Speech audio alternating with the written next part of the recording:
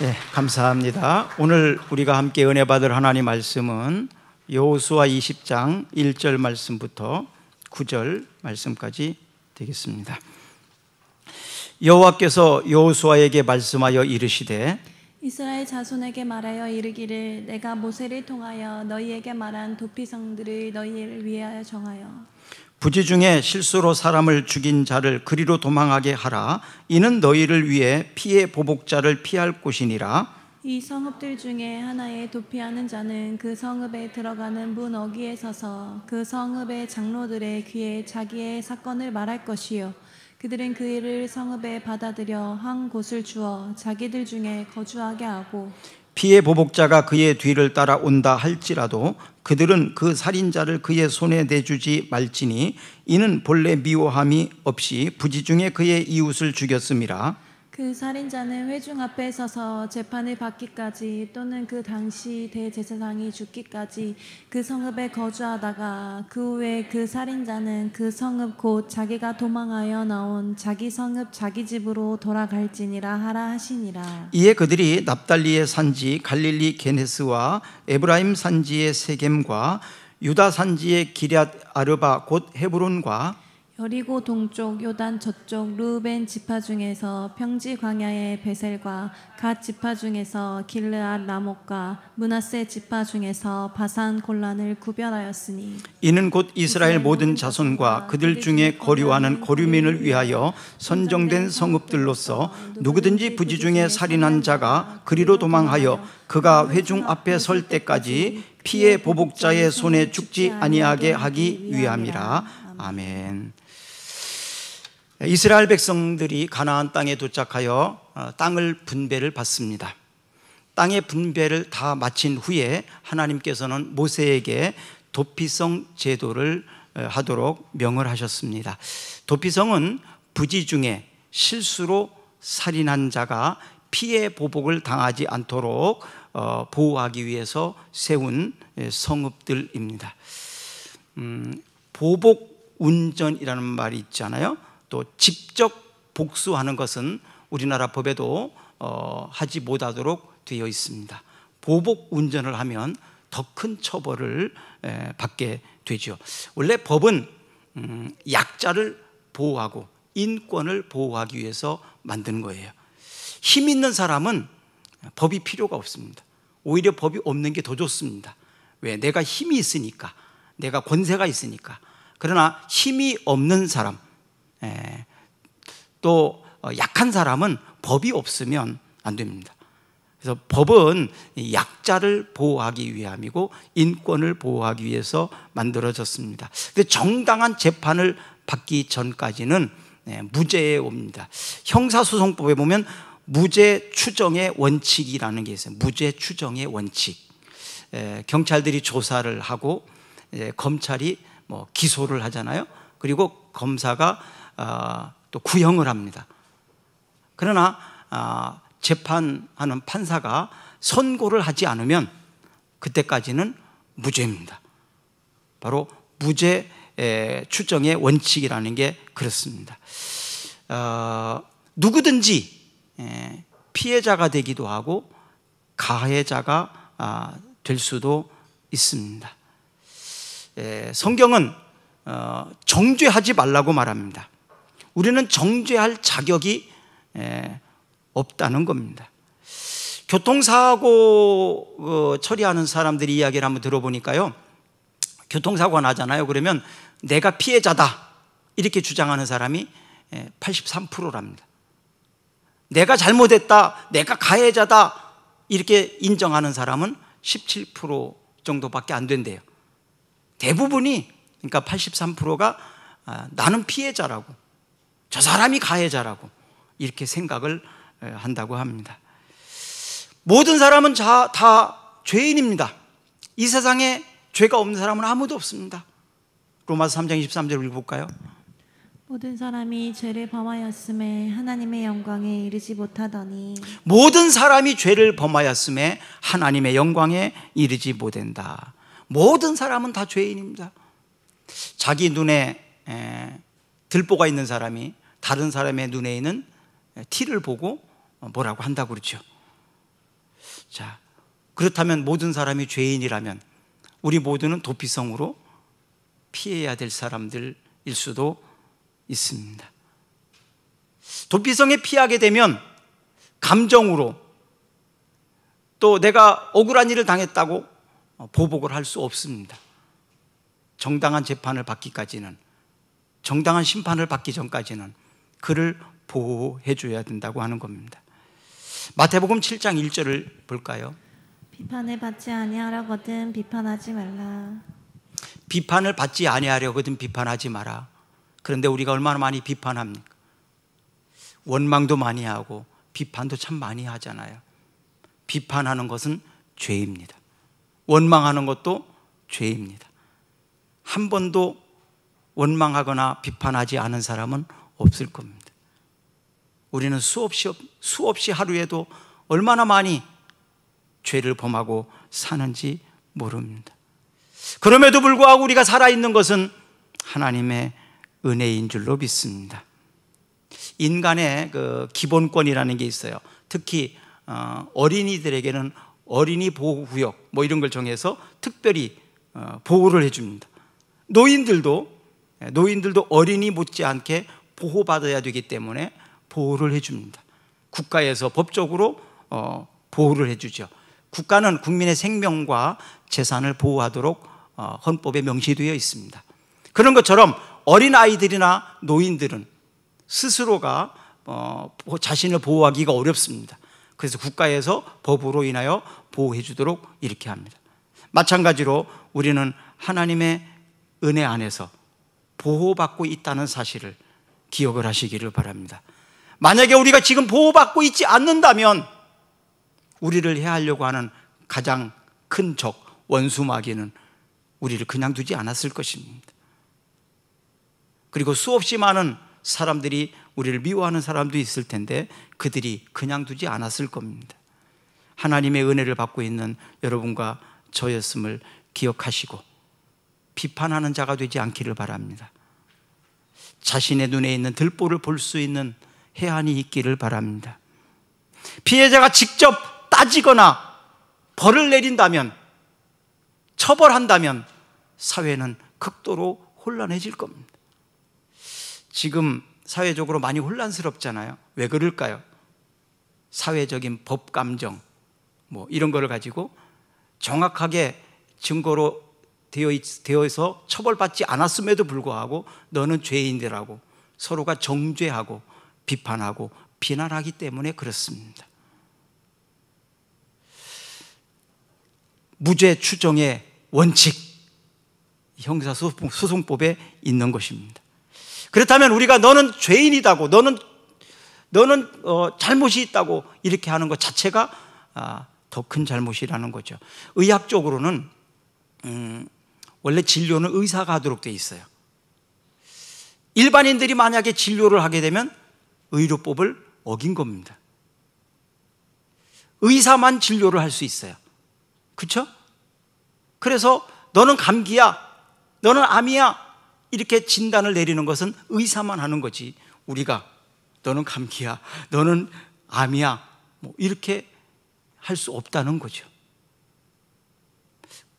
알면서도 우리가 얼마나 많이 비판하고 비난하고 정죄하고 사는지 모릅니다. 그것 때문에 얼마나 많은 사람들이 억울한 일을 당하고 힘들어하는지 모릅니다. 그러면서 원한을 갚으려고 보복하려고 하는 사람들도 참 많습니다. 새로운 정부가 전 정부를 또 정치 보복 이런 건 안 했으면 좋겠어요.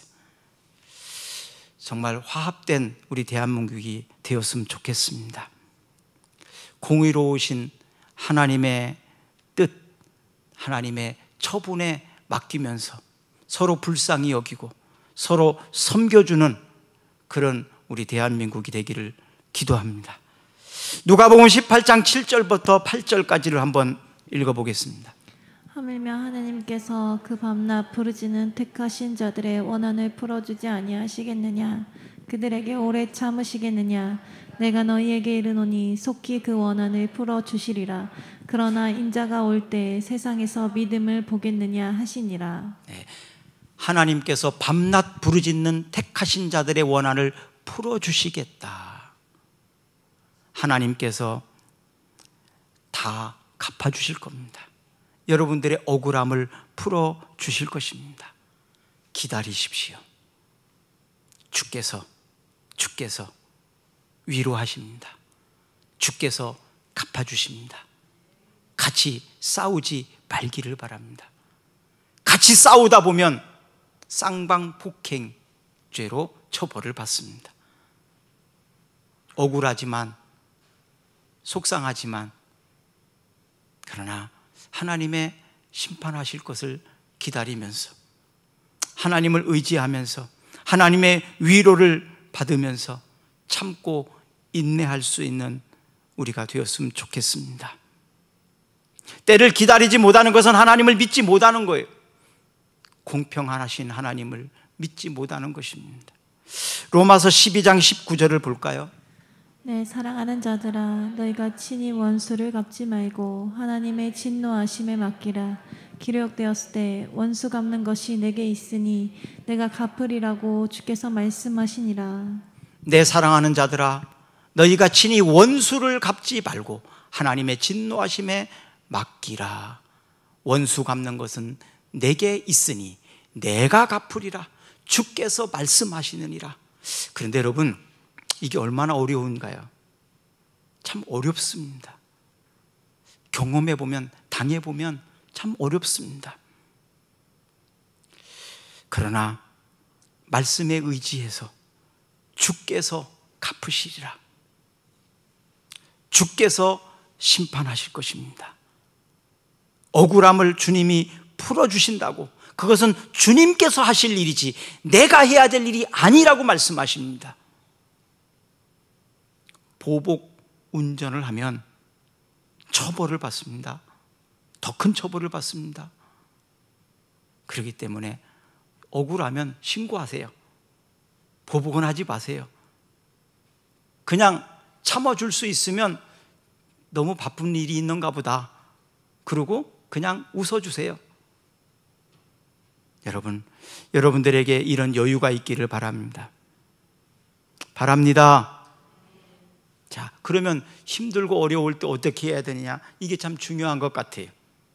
너무 힘들고 어려워요. 어떻게 해야 될까요? 도피성으로 피하라는 겁니다. 도피성으로 피하라는 겁니다. 피할 곳을 주셨습니다. 너무 힘들고 어려울 때 잠이 안 오잖아요. 그렇죠? 밤잠이 안 옵니다. 어떻게 할 수가 없어서 미칠 것만 같습니다. 그럴 때 여러분 어떻게 하십니까? 저는 하나님 앞에 기도했어요. 그래서 하나님, 너무 힘들고 어려울 때 잠을 잘 수 있게 도와주세요. 하나님, 사랑하는 자에게는 잠을 주신다고 말씀하시지 않았습니까? 하나님, 너무 힘들고 어려울 때 잠을 잘 수 있게 하옵소서. 그 기도가 하나님께 상달돼서 저는 너무 힘들고 어려우면 잠이 오더라고요. 잠을 푹 자고 일어나면 너무 개운하고 좋아요. 근데 어떤 사람들은 너무 힘들고 어려운데, 너무 피곤한데 잠을 못 잔다고, 그래서 너무 어렵다고, 너무 힘들다고 막 수면제도 먹고 별걸 다 해본다 그러더라고요. 저는 아직까지 수면제를 먹어본 적이 없어요. 아마 그 기도의 은혜인 것 같아요.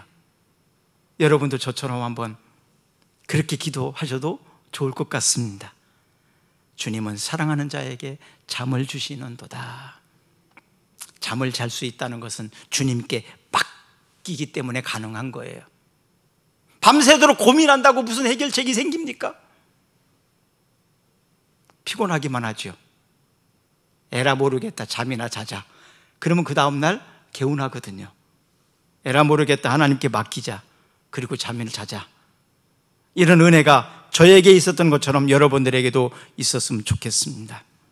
그래서 도피성은요, 힘들고 어렵고 쫓기는 사람들에게는 하늘나라 같은 곳이에요. 보복을 당할 텐데, 피해 보복을 당해서 죽을 텐데 도피성으로 가게 되면 그를 보호해 주라는 것입니다. 그리고 도피성으로 빨리 갈 수 있도록, 누구나 찾을 수 있도록 안내 표시를 세우고, 그리고 너무 거리가 멀면 못 가니까 빨리 피할 수 있도록 여러 성에다가 만들으라는 거예요. 그래서 빨리 그 쫓아오는 사람을 피해서 도피성으로 빨리 들어가야 합니다. 그러면 생명을 보존할 수 있는 겁니다. 노아의 방주는 하나님의 홍수 심판으로부터 안전하게 보호받도록 노아를 통해서 배를 만들었어요. 그리고 그 배에 들어간 모든 사람들과 짐승들은 다 생명을 보존할 수 있었습니다.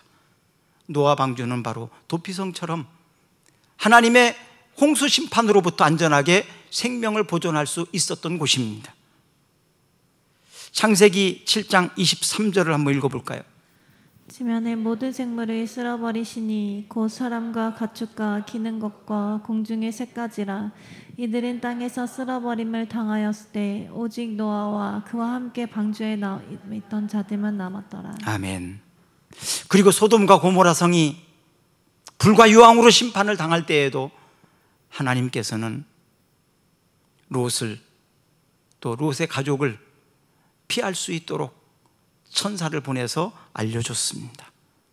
창세기 19장 29절에 보면 읽어봅니다. 하나님이 그 지역의 성을 멸하실 때, 곧 롯이 거주하는 성을 엎으실 때 하나님이 아브라함을 생각하사 롯을 그 엎으시는 중에서 보내셨더라. 아멘. 하나님께서 심판하시는 소돔과 고모라 성에서 누구를 생각하사? 아브라함을 생각하사 그의 조카 롯을 심판을 당하지 않도록 건져 주셨습니다. 사랑하는 여러분, 여러분도 롯처럼 건지움을 받기를 축복합니다. 조금 더 발전한다면 아브라함을 생각하사 아브라함처럼 하나님의 사랑을 받는, 하나님의 믿음을 인정받는 사람이 되셔서 여러분들을 생각하셔서 여러분들의 자녀가, 여러분들의 후손이, 여러분들이 지명하는 사람이 여러분들을 생각하셔서 여러분들의 믿음과 여러분들의 헌신과 여러분들의 섬김을 생각하셔서 보호받을 수 있는 중보기도자가 되기를 주의 이름으로 축복합니다. 도피성은 우리를 위해서 마련된 곳입니다. 하나님이 명하실 때 너희를 위해서, 하나님을 위한 것이 아니에요. 너희를 위해서, 바로 우리를 위해서 만드셨다고 말합니다. 누구든지 언제든지 생명을 보존할 수 있도록 피할 수 있는 그곳이 바로 도피성입니다. 교회는요, 교회도 바로 우리를 위해서 예비된 곳입니다. 모든 사람이 죄를 범하였음에 하나님의 영광에 이르지 못한다. 죄의 삭은 사망이다. 로마서 6장 23절. 한 번 죽는 것은 사람에게 정하신 것이요 그 후에는 심판이 있으리라. 히브리서 9장 27절 말씀. 우리는 심판받고 죽어야 될 사람들인데 지금은 은혜의 때로 말미암아 우리가 생명을 보존받고 있습니다. 바로 교회, 그리스도의 몸, 주님께 피하는 자들은 이렇게 생명을 보존받습니다. 주님 앞으로 오는 자들마다 누구든지 구원을 받습니다. 수고하고 무거운 짐진 자들아 다 내게로 오라. 내가 너희를 쉬게 하리라. 주님 앞으로 오라는 거예요. 그럼 주님 앞으로 나가는 게 어떻게 나가면 됩니까? 교회는 바로 주님의 몸이잖아요. 주님을 믿는 사람들이, 주님 앞에 나오고 싶은 사람들이 찾는 곳이 교회예요. 그래서 교회가 참 중요한 거예요. 여러분, 교회가, 내 교회가, 내가 가야 될 곳이, 내 집이 없는 사람, 그런 약간 방황하는 때 경험해 보셨습니까? 내 집이 있다는 것이, 내 교회가 있다는 것이, 내가 갈 수 있는 나의 교회가 있다는 것이 얼마나 행복한지 몰라요. 그거는 교회가 없어서, 내 교회가 없어서 방황해 본 사람만 알아요. 꿈사랑교회가 여러분의 집입니다. 꿈사랑교회가 여러분들의 도피성입니다. 힘들고 어려울 때 와서 기도하시고 말씀을 나누고 이곳에 와서 주님의 위로를 받고 주님의 치료를 받는 은혜의 장소가 되기를 주의 이름으로 축복합니다. 빌레몬의 종이었던 오네시모, 그는 주인을 배반하고 도망친 노예였습니다. 그가 사도 바울을 만나서 복음을 들었어요. 그리고 함께 사역을 하는 중에 바울에게 고백을 합니다. 사실은 저는 노예였습니다. 근데 저는 도망쳤습니다. 그 이야기를 들은 사도 바울은 빌레몬에게 편지를 씁니다. 당신의 종이었던 오네시모가 전에는 무익한 종이었고 전에는 반역자였지만 이제는 그가 복음을 듣고 나에게 유익한 자가 되었다. 그리고 하나님의 일꾼이 되었다. 그러니 용서해 줬으면 좋겠다. 만약에 그를 용서 못하겠다면 내가 뭘 갚아주겠다. 어떻게 하면 좋겠냐. 그러면서 편지를 씁니다. 바로 우리는 오네시모 같은 존재였습니다. 우리는 무익한 자였습니다. 우리는 반역자였습니다. 우리는 죽을 수밖에 없는 죄인이었습니다. 그러나 바울이 빌레몬에게 편지를 쓴 것처럼 예수께서 우리의 죄를 대신해서 십자가를 짊어지셨습니다. 그리고 내가 갚겠다, 내가 다 갚았다 선언합니다. 그래서 우리는 전에는 무익한 자였고 전에는 반역자였지만 이제는 우리는 자유한 자가 되었고 이제는 유익한 자가 되었습니다. 바로 중보자 되신 주님의 은혜입니다. 지금은 은혜의 때입니다. 아직은 최후 심판이 아닙니다. 은혜의 때에 은혜의 보좌 앞에 나와야 됩니다. 그리고 긍휼히 여기심 앞에 서야 합니다. 은혜의 때가 계속되진 않습니다. 어느 순간 심판의 날은 옵니다. 그때는 긍휼이 없는 심판입니다. 철저하게 법대로 심판할 겁니다. 처리되지 않은 모든 죄는 그때 정확하게 처벌받게 됩니다. 그러나 이미 사함을 받은 자들은 그때 처벌받을지를 않습니다. 요한복음 14장 6절을 보겠습니다. 예수께서 이르시되 내가 곧 길이요 진리요 생명이니 나로 말미암지 않고서는 아버지께로 올 자가 없느니라. 예수님이 길이요 진리요 생명입니다. 예수님께 오는 자들만이 바로 이 은혜를 받습니다. 사도행전 16장 31절 읽어봅니다. 이르되 주 예수를 믿으라 그리하면 너와 내 집이 구원을 받으리라 하고. 사도 바울이 로마 감옥의 간수에게 한 말입니다.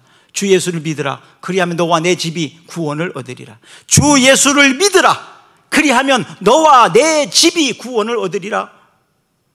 저는요 이게 얼마나 큰 은혜인지, 왜냐하면 내가 주 예수를 믿었거든요. 그래서 주 예수를 믿으라 그러면 네가 구원을 얻으리라, 거기까지만 했다면 저희 가족 구원에 대해서 그렇게 간절하게 기도하지 않았을 거예요. 근데 이 말씀이 딱 붙잡는 순간 주 예수를 믿으라 그리하면 너와 내 집이 구원을 얻으리라 이렇게 말씀하신 그 뒤에 말씀이, 나와 내 집이 구원을 얻는다고 하셨으니까 내 부모님, 내 자녀들 모두가 구원을 얻으리라고 이 말씀 붙잡고 기도하기 시작한 거예요. 그래서 저희 어머니와 저희 아버지도 예수 믿게 된 거예요. 주 예수를 믿으라 그리하면 너와 내 집이 구원을 얻으리라. 바로 이 은혜가 여러분의 가족에게도 있기를 주의 이름으로 축복합니다. 저희 부모님을 구원 얻게 하셨던 것은 하나님의 은혜였죠. 그 은혜가 바로 이 말씀대로 여러분들에게 동일하게 여러분들의 가족이 모두가 예수 믿고 신앙의 가문, 믿음의 가문, 믿음의 후손들이 되기를 주의 이름으로 축원합니다. 아멘. 사도행전 4장 12절입니다. 다른 이로서는 구원을 받을 수 없나니 천하 사람 중에 구원을 받을 만한 다른 이름을 우리에게 주신 일이 없음이라. 다른 이로서는 구원을 받을 수 없다고 선언합니다. 구원받을 만한 다른 이름을 우리에게 주신 일이 없다라고 말합니다. 그래서 오직 예수님만 구원입니다. 이걸 어떤 사람들은 뭐라고 하는 사람들이 있어요. 그건 하나님 마음이에요. 아니 도피성을 여러 곳에 만들어 놨잖아요. 그럼 도피성으로 피해야 되는데 도피성이 아닌 곳으로 도망가면 그것까지 보호해 줘야 됩니까? 그건 보호해 줄 수 없는 거예요. 아무데나 아무 집에다가 대문에다가 여긴 도피성이라고 써붙여 놓고 그리로 들어가면 보호받습니까? 안 되는 거예요. 하나님이 명하신 곳에 지정하신 그곳이 도피성이에요. 그곳으로만 가야 됩니다. 다른 곳에 피하는 자들은 보존받을 수 없습니다. 하나님의 약속이기 때문에 그래요. 우리의 구원은 예수 그리스도 오직 한 분이십니다.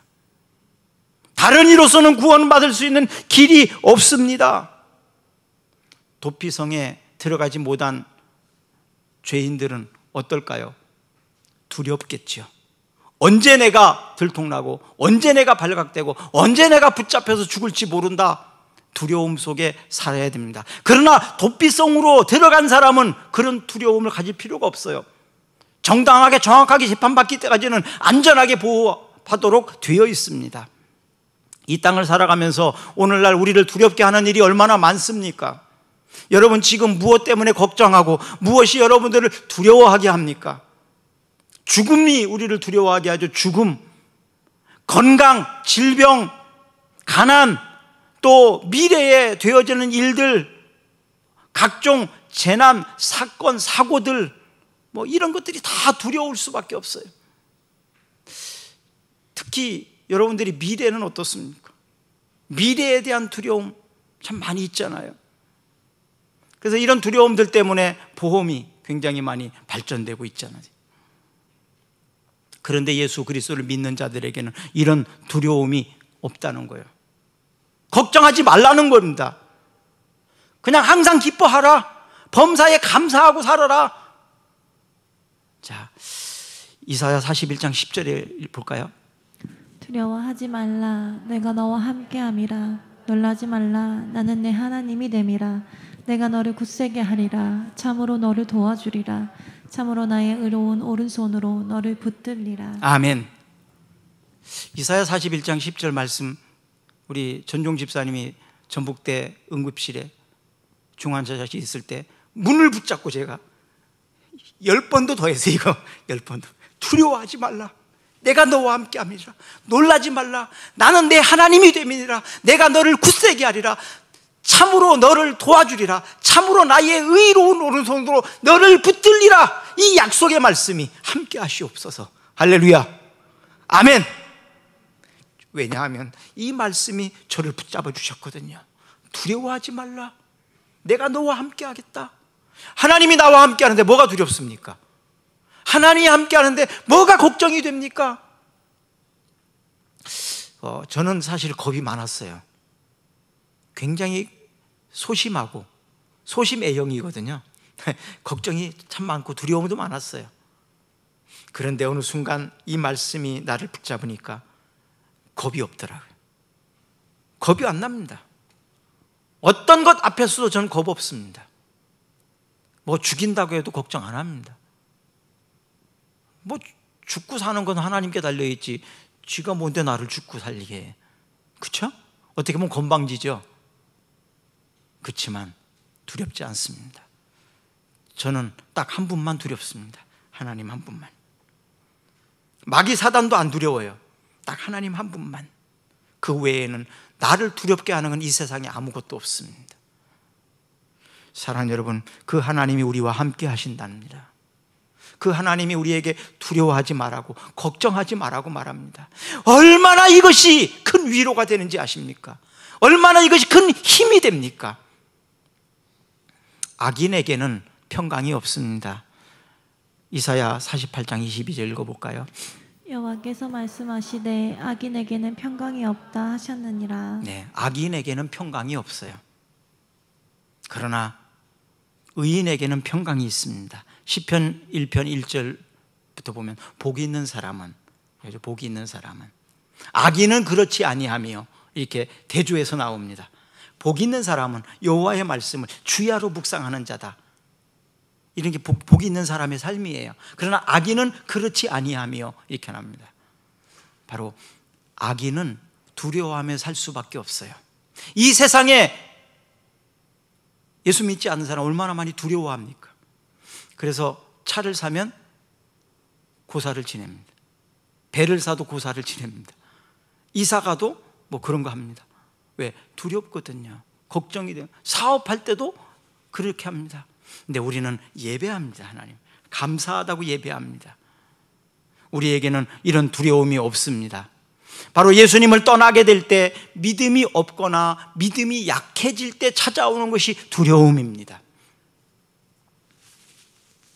여러분 걱정됩니까?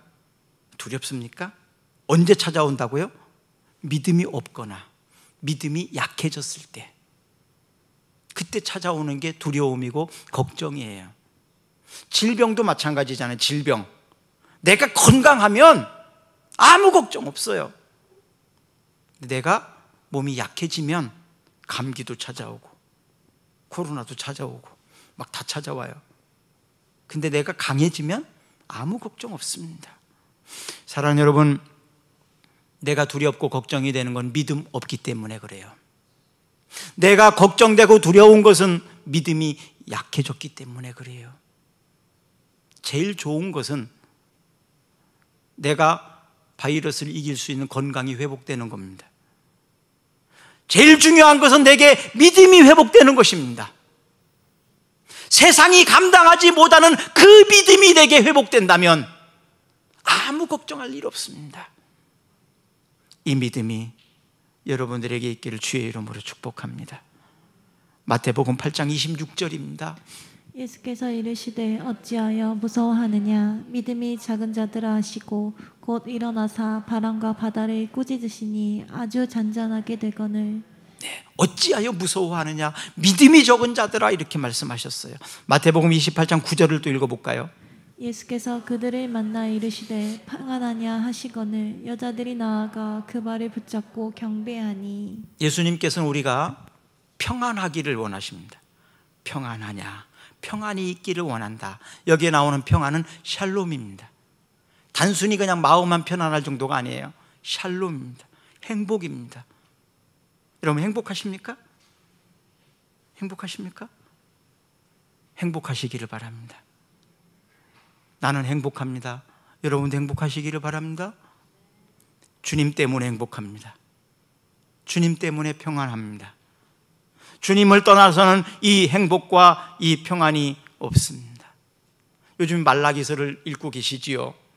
말라기 읽으면서 무슨 생각을 하십니까? 형식적이고 습관적으로만 예배하는 그것에 대해서 하나님이 얼마나 진노하시는지. 예배하지 마라, 예물도 가져오지 마라, 하나님이 진노하시는 모습을 봅니다. 주일날, 주일은 주님의 날이에요. 주일날 1시간 30분만이 예배드리는 시간이에요. 주일은 그냥 주님의 날이라고 이렇게 주님의 날로 못 박아버리세요. 그게 축복입니다. 주님은 주일날은 주님께 드리세요. 그럴 때 주께서는 여러분들의 삶을 책임져 주십니다. 아멘. 저는 학교는 그만둬도 내가 주일은 교회 간다고 했다니까요. 고등학교 때. 그랬더니 하나님 책임져 주시잖아요. 주일날은 주님의 날. 그럼 주님의 날은 뭐 해야 될까요? 주님이 기뻐하시는 일을 해야 되겠죠. 주님이 제일 기뻐하시는 일이 뭘까요? 예배입니다. 그러면 예배를 위해서 최선과 최상의 예배를 드려야죠. 그리고 또 뭐 해야 될까요? 예배를 마치면 좀 형제들을 돌아보는 일 좀 했으면 좋지 않을까요? 일주일간 나를 위해서 살았으니 이제 주일은 우리가 좀 돌아봐야 될 사람들, 돌봐야 될 사람들, 섬겨야 될 사람들, 남을 위해서, 이웃을 위해서 좀 시간을, 물질을 좀 이렇게 해주면 좋지 않을까요? 왜? 하나님이 기뻐하시는 일이니까요. 나를 위해서 사는 일을 멈추고 적어도 주일만큼은 좀 다른 사람을 돌보면서 이웃을 돌아보면서 살 수 있는 여유가 있기를 축복합니다. 사실 이게요, 여유가 없으면 그것도 힘들어요. 옛날에는 주일날 문 닫는 게 얼마나 어려웠는지 몰라요. 그렇죠? 지금은 뭐 많이들 닫고 있지만 안 믿는 사람들도 좀 여유가 많이 있어진 거죠. 하루 벌어서 하루 사는 사람들은 하루 안 벌으면 굶어 죽어야 되니까. 근데 주일날 일 안 해도 굶어 죽지 않도록 하나님이 하시더라고요. 믿음으로 하니까. 사랑하는 여러분, 주일을 주님의 날로 온전히 지키는 여유가, 그런 믿음이 여러분들의 있기를 축복합니다. 아멘. 저희 때만 해도 공부 얼마나, 지금은 공부가 아니에요. 사실은 그전에는 엄청 많이 그런 했어요. 근데 제가 정주고등학교 다녔잖아요. 고3 때도 주일은 책 안 봤어요. 왜? 주님의 날이라고. 그러니까 저희 부모님이나 심지어는 교회 집사님, 권사님들이 야, 너 고3이야, 그런 얘기를 많이 했거든요. 그래서 주님의 날이니까 주님의 날은 나를 하나님이 책임지시겠죠. 그렇게 했거든요. 왜? 그 대신에 다른 날 2배, 3배로 해야죠. 다른 날도 놀고 주일날도 놀고 그러면 됩니까? 안 되죠. 그렇죠? 주일날 공부 안 하기 위해서 그 전날은 2배, 3배로 해야 되잖아요. 그래야만 떨어지지 않으니까. 우리의 사업도 마찬가지입니다. 주일날 온전히 하나님 앞에 예배하기 위해서 다른 날 더 열심히 하는 거예요. 더 열심히, 더 부지런히. 자, 하나님께서 걱정하지 말라고, 두려워하지 말라고 말하십니다. 요한복음 14장 27절입니다. 평안을 너희에게 끼치노니 곧 나의 평안을 너희에게 주노라. 내가 너희에게 주는 것은 세상이 주는 것과 같지 아니하리라. 너희는 마음에 근심하지도 말고 두려워하지도 말라. 아멘. 지금 평안이 없이 걱정하고 염려되고 두려움이 있는 개인이나 가정이나 사업이나 직장 있으십니까? 이 말씀이 여러분들에게 약속의 말씀이 되기를 축복합니다. 평안을 너에게 주노라. 근심하고 걱정하고 두려워하지 마라. 주님이 지켜주신다는 겁니다. 옛날에 이런 말이 있었어요. 소련에 속지 말고 미국을 믿지 마라. 정답인 것 같아요. 누구를 믿습니까? 누구에게 속습니까? 이 세상에 믿을 만한 사람이 있을 것 같습니까? 이 세상에 믿을 만한 나라가 있을 것 같습니까?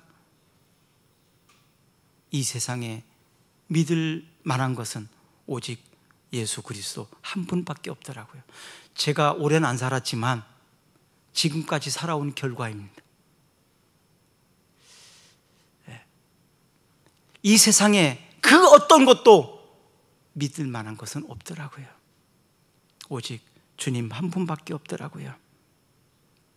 울어도 못하네, 힘써도 못하네, 나를 구원하시리 예수밖에 없네. 나를 구원하실 분, 내가 힘들고 어려울 때, 내가 약해져 있을 때 내 손을 붙잡고 함께 계신 분은 주님 한 분밖에 없어요. 내가 약하고 내가 힘들 때 지나가는 사람들은 걷어차버리고 밟아버리더라고요. 내가 힘이 있으면 오히려 내 손을 잡아요. 그런데 내가 힘이 없을 때는 내 손 안 잡아줘요. 차버립니다. 그런데 주님은 내 손을 붙잡고 계셨어요. 나를 구원하시리 예수밖에 없습니다. 저는 우리 꿈사랑교회가 그런 교회이기를 원하기 때문에 또다시 교회를 개척할 수밖에 없었어요. 얼마나 전주에 교회가 많습니까? 1350개 교회가 있어요, 전주 시내. 근데 또 교회가 필요합니까? 내가 가야 될 교회가 없더라고요. 내가 가야 될 교회가 없어요. 전 주님 명령에 따라서 교회를 세웠을 뿐입니다. 주님의 교회입니다. 꿈사랑교회는 바로 이런 주님의 교회, 여러분들의 집입니다. 하나님의 도성입니다. 하나님의 도피성입니다. 그래서 주 안에 있는 나에게 딴 근심이 있으랴 십자가 밑에 나아가 내 짐을 풀었네. 그곳이 꿈사랑 교회입니다. 내 평생 섬겨야 될 곳, 나의 집, 주님의 집, 안식처. 저는 꿈사랑 교회가 이런 교회가 되기를 원합니다. 같은 이런 꿈을 꾸는 사람이 와야 되는 곳입니다. 같은 꿈이 아니라면, 같은 비전이 없다면 저는 우리 교회 안 왔으면 좋겠어요. 왜? 우리 교회는 그런 교회입니다. 하나님의 집입니다. 도피성입니다. 수고하고 무거운 짐진 자들이 오는 곳입니다. 교회 문턱이 너무 높아서 들어오지 못하게 하는 교회가 아닙니다. 죄인이라고 받아주지 않는 그런 교회가 아닙니다. 무시하는 교회, 업신여기는 교회가 되어서는 안 됩니다. 수고하고 무거운 짐진 자가 다 올 수 있는 그런 교회여야 합니다. 그리고 이곳에 오면 위로받고 힘을 얻고 대접을 받고 보호를 받고 존중을 받는 그런 교회입니다. 이 일을 위해서 우리 재직들은 헌신하고 섬길 것입니다. 교회에서 이런 안식이 여러분들에게 있었으면 좋겠습니다. 마지막으로 요한복음 10장 28절과 29절을 읽어보겠습니다. 내가 그들에게 영생을 주노니 영원히 멸망하지 아니할 것이요 또 그들은 내 손에서 빼앗을 자가 없느니라. 그들이 주신 내 아버지는 만물보다 크심에 아무도 아버지 손에서 빼앗을 수 없느니라. 아멘. 우리 잠깐 눈을 감으시고, 꿈사랑 교회는 하나님이 세우신 도피성입니다. 이곳에 주님의 위로가 있습니다. 주님의 말씀이 있습니다. 안식이 있습니다. 평화가 있습니다. 기도 응답이 있습니다. 믿음을 강화하고 그 믿음을 가지고 세상에 나가 제사장적 역할을 감당할 수 있는 여러분과 제가 되기를 소망합니다. 걱정하고 염려하고 두려워하는 이들, 저를 지켜주셨던 것처럼, 제 손을 잡아주셨던 것처럼 주님, 우리 성도들의 손을 잡아주시옵소서. 저들의 사업장과 저들의 가정을 지켜주시옵소서. 완전하고 영원한 도피성 주님 앞에 피합니다. 주님 앞에 나아갑니다. 받아주시옵소서. 예수님 이름으로 기도합니다. 아멘. 우리 다 같이 일어나셔서 찬양합니다. 주